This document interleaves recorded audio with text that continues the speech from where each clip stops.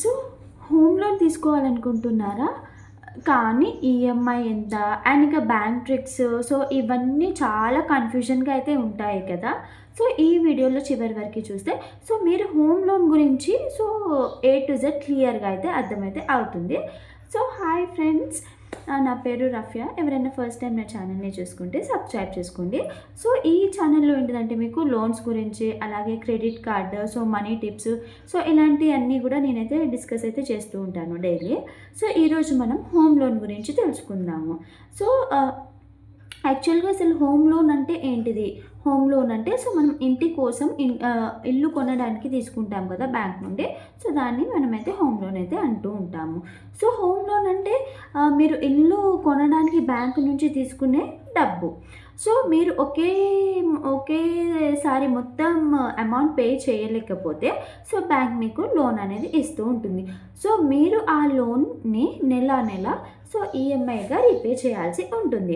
So EMI అంటే so principal amount ఉంటుంది కదా! So principal amount plus interest కలిపి మొత్తం మంత్లీగా అయితే మంత్లీ పేమెంట్ అయితే చేస్తూ ఉంటాం. సో ఈ ఈఎంఐని ఎలా పనిచేస్తుంది? సో ఫర్ ఎగ్జాంపుల్ ఒక ఎగ్జాంపుల్‌తో తీసుకుందాము. సో మీరు 20,00,000 లోన్ తీసుకున్నారు అనుకుందాము. సో ఇంట్రెస్ట్ రేట్ వచ్చేసి సో 8.5% ఉంది. సో మీకు టెన్యూర్ వచ్చేసి 20 ఇయర్స్ టెన్యూర్‌కి పెట్టుకున్నారు. సో అప్పుడు మీ అమౌంట్ మీ ఈఎంఐ అప్రాక్సిమేట్‌కి 17,300 ఉంటుంది నార్మల్‌గా. సో కానీ చాలా ముఖ్యమైన విషయం ఏంటిదంటే సో మొదటి కొన్ని సంవత్సరాలలో సో మీరు పే చేసే ఈఎంఐలో ఎక్కువ భాగం సో ఇంట్రెస్ట్‌కే వెళ్తుంది. ప్రిన్సిపల్ చాలా స్లోగా తగ్గుతూ ఉంటుంది. సో ఇదైతే ఫ్యాక్ట్. సో ఇంట్రెస్ట్ ఇక్కడ ఏమేమి టైప్స్ ఉంటాయో చూద్దాం. సో హోమ్ లోన్‌లో మెయిన్‌గా ఏంటిదంటే 2 టైప్స్‌గా ఉంటుంది. సో ఫిక్స్డ్ ఇంట్రెస్ట్ రేట్ ఉంటుంది. సో ఇది లోన్ మొత్తం పీరియడ్‌లో సేమ్‌గా ఉంటుంది. సో మార్కెట్ చేంజెస్ అయితే ఏం ఎఫెక్ట్ అయితే కాదు. అండ్ ఇక్కడ ఏంటిదంటే floating interest rate. So floating అయితే తగ్గుతూ, పెరుగుతూ ఉంటుందన్నట్టు. సో ఇది మార్కెట్ మీద డిపెండ్ అవుతుంది. సో ఇంట్రెస్ట్ పెరిగితే మీ ఈఎంఐ కూడా పెరుగుతూ ఉంటుంది. సో ఇండియాలో ఎక్కువ మంది అయితే సో ఫ్లోటింగ్ రేట్‌నే ప్రిఫర్ చేస్తూ ఉంటారు. సో లోన్ తీసుకోవడానికి అసలు రిక్వైర్మెంట్స్ ఏం కావాలి? రిక్వైర్మెంట్స్ అంటే సో మనకి లైక్ ఎలిజిబిలిటీస్. సో ఫస్ట్ మీరు లోన్‌కి ఎలిజిబుల్ కావాలి అంటే సో మీ శాలరీ లైక్ ఇన్‌కమ్ ఎంత? సో మంత్లీ ఇన్‌కమ్ ఎంత ఉంటుంది? అండ్ ఇక్కడ మీ సిబిల్ స్కోర్ అనేది చెక్ చేసుకుంటూ ఉంటారు. లైక్ 750 పాయింట్స్ సో అలా ఉంటే సో బెస్ట్ అన్నట్టు. అంటే మీకు లోన్ అప్రూవ్ అయ్యే ఛాన్సెస్ అయితే ఎక్కువగా ఉంటాయి. సో అండ్ ఇక్కడ ఏంటిదంటే జాబ్ స్టేబిలిటీ. సో మీరు జాబ్ అయినా సో లేదంటే మీరు బిజినెస్ చేసినా కూడా సో ఏం వర్క్ చేసినా కూడా సో ఏంటిదంటే మీకు ఒక సిబిల్ స్కోర్ అనేది గుడ్ అనేది ఉండాలి. సో దాన్ని బట్టేసి మీకు లోన్స్ అయితే ఇవ్వడం జరుగుతూ ఉంటుంది. సో ఇక్కడ ఎగ్జిస్టింగ్ లోన్స్ ఉన్నాయా లేదా? సో సిబిల్ స్కోర్ లో ఉంటే సో లోన్ రిజెక్ట్ అయ్యే ఛాన్సెస్ అయితే ఎక్కువగా అయితే ఉంటూ ఉంటాయి. అండ్ ఇక్కడ ఏంటిదంటే హిడెన్ ఛార్జెస్ కూడా ఉంటాయి. సో చాలామందికి తెలియని విషయం ఏంటిది అంటే సో బ్యాంక్ కేవలం ఇంట్రెస్ట్ మాత్రమే కాదు సో ఇంకా కొన్ని ఛార్జెస్ కూడా తీసుకుంటుంది. So like processing fees. So మనకి ఫస్ట్ ప్రాసెస్ అనేది జరుగుతూ ఉంటుంది కదా! సో దానికోసం కూడా ఫీజు తీసుకుంటూ ఉంటారు. అండ్ ఇక్కడ ఏంటిదంటే కొన్ని లీగల్ ఛార్జెస్ ఉంటాయి. సో ఎందుకంటే మన ప్రిన్సిపల్ అమౌంట్ చాలా ఉంటుంది కాబట్టి కొన్ని లీగల్ ఛార్జెస్ అయితే మనమైతే పే చేస్తూ ఉండాలి. లైక్ వాల్యూని బట్టి. సో హోమ్ లోన్ అంటే సో అది ఏంటిది సో ఇంటి బడ్జెట్ ఉంటుంది కదా! సో ఆ బడ్జెట్‌ని ద్వారా సో అందులో నుండి కొంచెం పర్సెంటేజ్ అయితే లీగల్ ఛార్జెస్ అయితే ఉంటూ ఉంటాయి. లైక్ పర్సెంటేజెస్ ద్వారా. సో అండ్ ఇంకా డాక్యుమెంటేషన్ ఛార్జెస్. సో డాక్యుమెంట్స్ ఉంటాయి కదా! సో దానికి డాక్యుమెంట్ ఛార్జెస్ కూడా సెపరేట్ ఉంటాయి. అలాగే ప్రీపేమెంట్ ఛార్జెస్ కొన్ని కేసెస్‌లో మాత్రమే ప్రీపేమెంట్ ఛార్జెస్ అయితే ఉంటాయి. అండ్ ఇక్కడ ఇవి ముందే అడగకపోతే సో మీరు ఎక్స్ట్రా మనీ పే చేయాల్సి వస్తుంది. సో అండ్ ఇక్కడ ఏంటిదంటే ఇప్పుడు కొన్ని స్మార్ట్ టిప్స్ అయితే చెప్తాను. సో ఇవి ఫాలో అయితే మీరు చాలా మనీ అయితే సేవ్ చేయొచ్చు.